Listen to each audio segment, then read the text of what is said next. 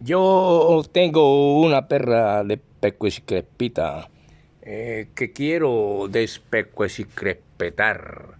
Si encuentro quien la despecuecicrespite, será un buen despecuecicrespetador.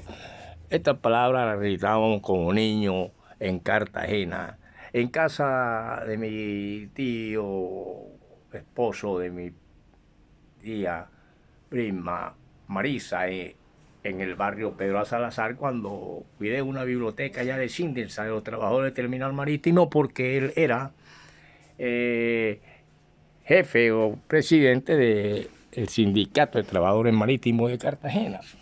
Se llamaba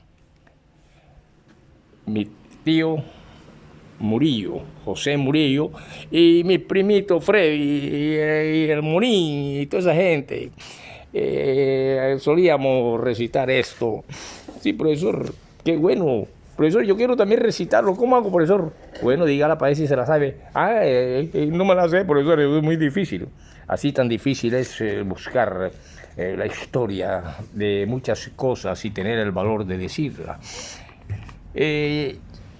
Yo quiero hoy recordarles, queridos estudiantes, que ustedes como literofilósofos tienen que tener en cuenta la clase anterior y ver qué pasó.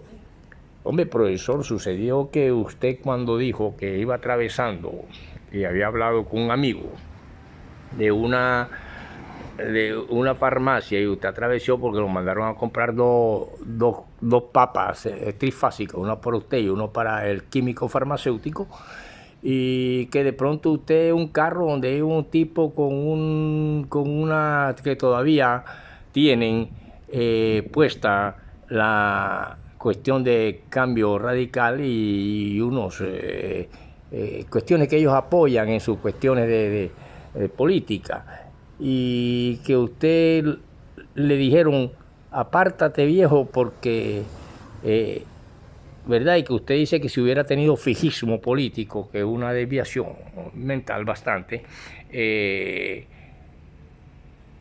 hubiera pensado que lo iban a atropellar. Pero yo, profesor, estoy estudiando como usted estudió en una época de la universidad, de allá de la Argentina, de detectivismo, cuando tenía 16, 17 años, y que iba a Remolinos Magdalena, y allá muchos creían que era detective porque usaba la gorrita y tenía una lupa y tal, por correspondencia. Profesor, yo le digo que haciendo uso de estas cuestiones policíacas, cuando amamos la justicia y queremos la policía, porque yo me presenté al ejército voluntariamente, aún unos años después, cuando en el bachillerato, para después que una vez corriendo me golpearon los soldados, porque es de la rabia quienes corren cuando estamos para prestar el servicio militar para la patria. Yo me presenté, pero no quedé por ser hijo de una viuda y el único hijo, y por lo tanto varón, y por lo tanto, y el primero, y por lo tanto, usted profesor, quiero decirle como un tipo que conoce un poco las cuestiones de la ley y el detectivismo, profesor, que si esos hombres lo hubieran querido atropellar en ningún momento, ellos lo hubieran avisado, apártate viejo, sino que con silencio hubieran esperado y lo hubieran ya. Por lo tanto, no se preocupe, profesor, porque todavía hay muchas casas que está ya desteñida Francia Márquez y nuestro querido presidente Gustavo Petro, querido por uno y odiado por otro, como siempre. Al profesor Rómulo Ferreira no todo el mundo no lo quiere, incluso mujeres que lo han amado después lo odian.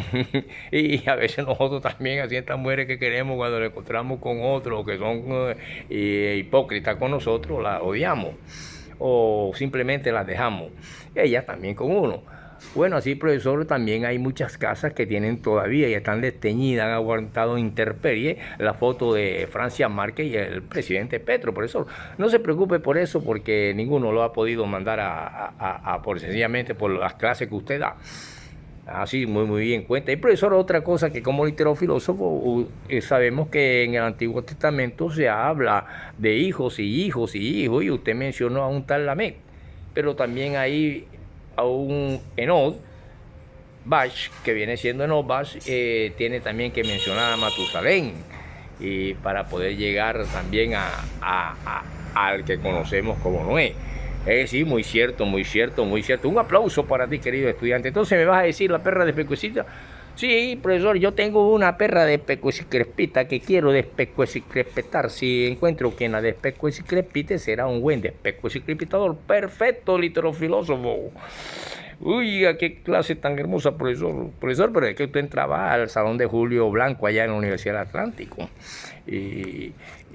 Profesor, pero nos tiene bastante aquí en cuestionamiento. Es que había tanto a la ignorancia y la estupidez que hay personas que no votaron por Gustavo Petro sencillamente porque hablaba muy bonito y hablaba mucho, pero enseñaba mucho. Por ejemplo, el cachaco de la esquina del barrio Los Pinos, apenas Petro iba a hablar apagaba el televisor. Pero cuando pasaban que lo asesinaron a Julano y a tal, cuando se metió un grupo paramilitar aquí en las cuestiones de María la Baja o aquí en las cuestiones de Bolívar, en los altos campos de María o montes de María, eso le encantaba. Y él sencillamente dice, yo no voy a votar por ese hombre porque es muy inteligente, porque es muy inteligente y habla mucho. Eran las épocas del hijo de Claudio Ruchurto, que también se estaba lanzando para las cuestiones de juez de paz. Y él me dijo, ese es un comando más del vicario impúdico, porque él era de Bucaramanga.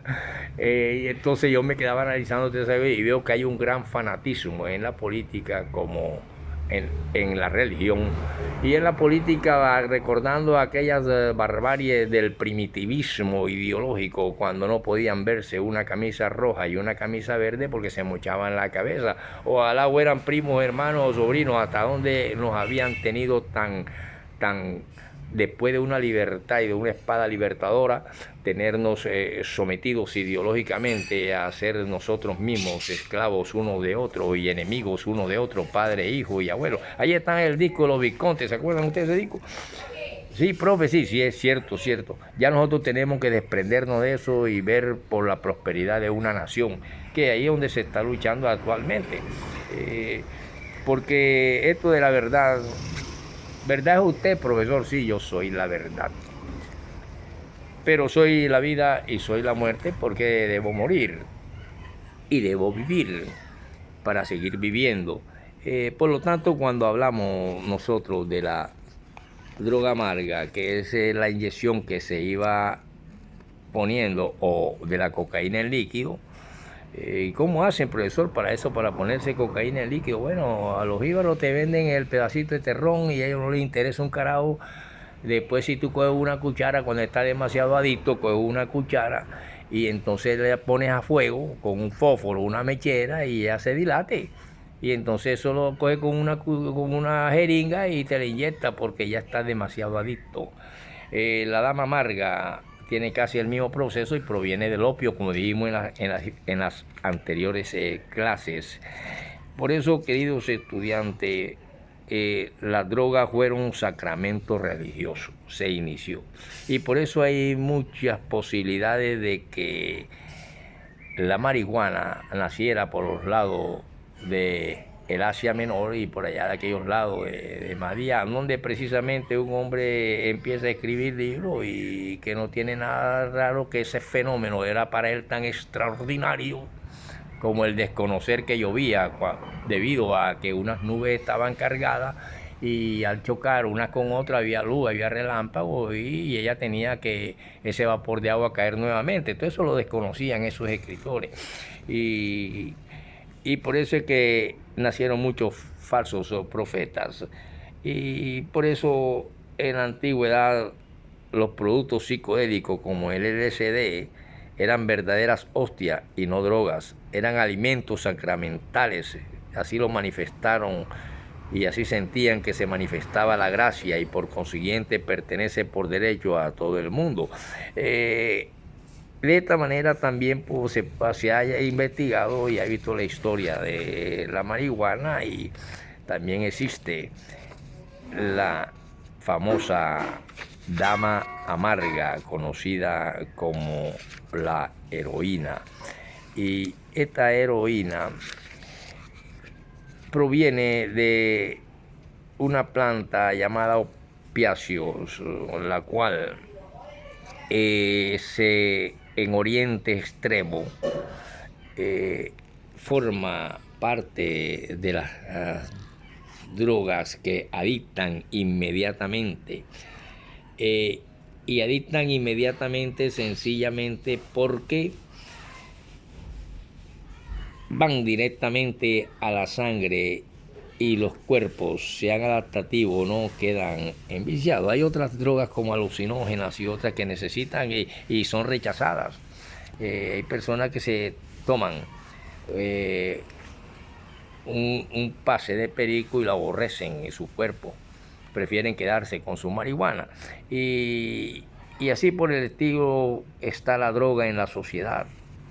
La droga en la historia, los efectos de la droga en la sociedad, la droga del traficante, los especuladores de la droga, y también qué soluciones buscamos, cómo combatirla en la mejor forma, tratando de crear hospitales, cuestiones para que las ciencias neuropsicológicas puedan y no se vean tantos personas hambrientas, débiles, y que por curiosidad, que también se llega a ella, la toquen, y son tanta gente que vemos por las calles. Por eso hay muchos puntos comunes a toda la droga, como son el estrecho sendero del hombre entre los abismos, que no hay ningún homenaje a la conciencia, ni hay ninguna expansión de la conciencia, sino toxicomanía, y que muchos escritores, para inspirarse, la han utilizado. Podemos señalar muchos, y lo mismo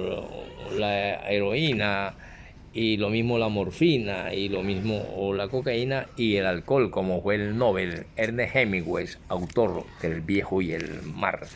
Por lo tanto, vamos a introducirnos a estudiar un poco la heroína para decirles, queridos estudiantes, que estoy a punto de retirarme de estos medios de YouTube y eso, porque creo que soy el único que no recibe ni para una gaseosa, y no tengo ninguna clase de trabajo como el que me gusta a mí, como tener mi biblioteca o dirigir mis libros. Vendo libros de vez en cuando, pero trato de dejar algo sembrado en esta tierra para bien. Y si me toca ser un mártir, que le toque volar como el gran Girardot para defender la patria, lo haré. La heroína, queridos estudiantes, escriban, porque aquí nos encontramos con el rey o la reina de los estupefacientes que utilizan artistas de cine y muchas mujeres, artistas, políticos, sacerdotes y mucha gente grande la ha utilizado. Pero estamos en una sociedad hipócrita, que tú sí eres marica porque te pones un aretico en el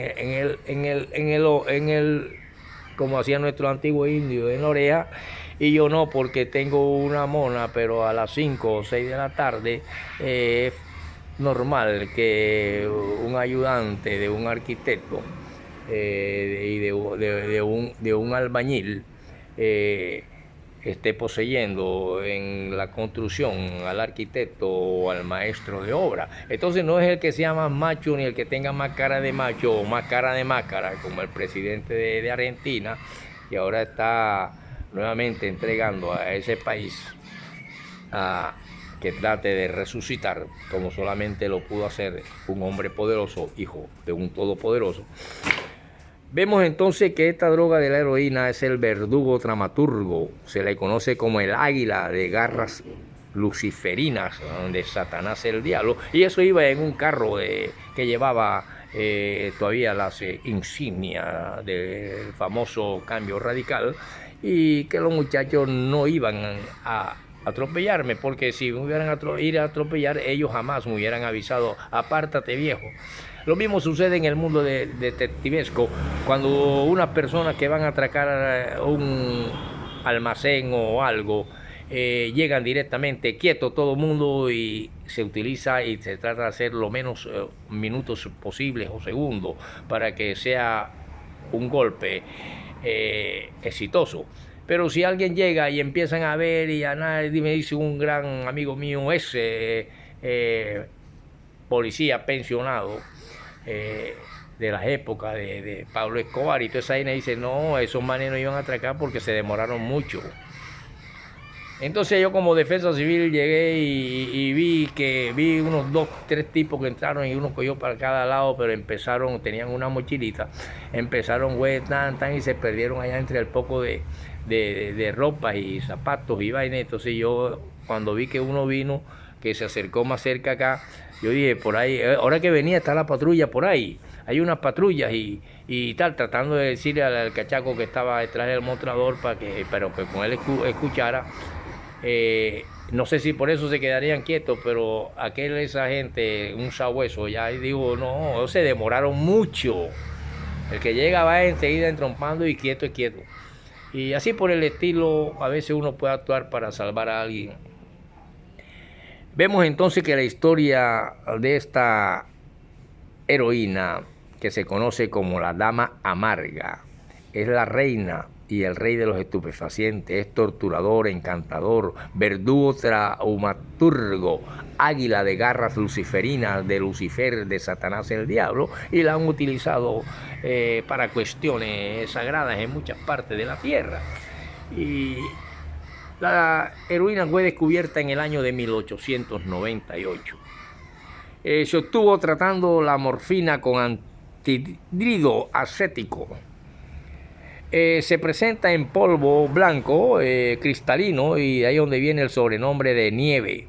Cuando no se ha purificado bien y adquiere un tinto parduzco, es el destello que produce la heroína, tan intenso que, aunque más efímero que el de la morfina, tiene y da una sensación muy fuerte de calor por el cuerpo hasta llegar a la cabeza. Un goce que a veces se ha asimilado al orgasmo. Un amigo mío, yo venía caminando y pobrecito, hijo de una enfermera, amiga aquí en el barrio, que dejó la casa sin inodoro y sin nada, sin ventanas, sin nada, cuando el pobre muchacho le daban ganas de consumir eso. Y yo venía así, yo estuve en un instituto bíblico hace como 30 años, y venía y de pronto él murió hace unos cuantos años, unos 2, 3 años. Me dice, Ferreira, querido profesor, yo le dije, ¿por qué estás así todo cadavérico? No, porque me choteé. Tú no has probado nunca eso. Es como cuando uno le están llegando los gustos, los órganos, cuando se está comiendo a una artista de cine, como cualquiera de las que hay en la televisión o de televisión, y le están llegando a uno, y entonces ya uno queda desmayado y siente ese placer. Y yo digo, no, yo mejor me voy a Galapa y me mamo una burra, porque esas son las que me gustan a mí desde niño, cuando iba a las fincas de mis abuelos, a los bijaos, al chori,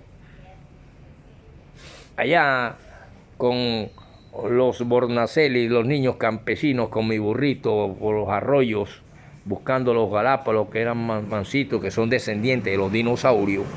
Y entonces yo tenía mi burrita, porque mi abuelo me había comprado un burrito, y yo me iba temprano a sembrar también allá con ellos, a bañarme en el Jagüey, y eran mis vacaciones de julio y de diciembre. Querido Néstor, ya no te puedes alejar de eso. A los pocos días el muchacho amaneció quemado en la circunvalar de Barranquilla, donde la mano negra, en una época para hacer limpieza con los bandidos más peligrosos, les ponía una bolsa en la cabeza y les pegaba un tiro, cuando todo eso era monte y no pertenecían todavía a los actuales concejales y a los actuales ricos de la actual Barranquilla, y que todo eso era monte y solamente existía la cárcel del Bosque, en obra negra hecha por el general Gustavo Rojas Pinilla. Continuaremos en la próxima con el profesor Robinson Ferreira.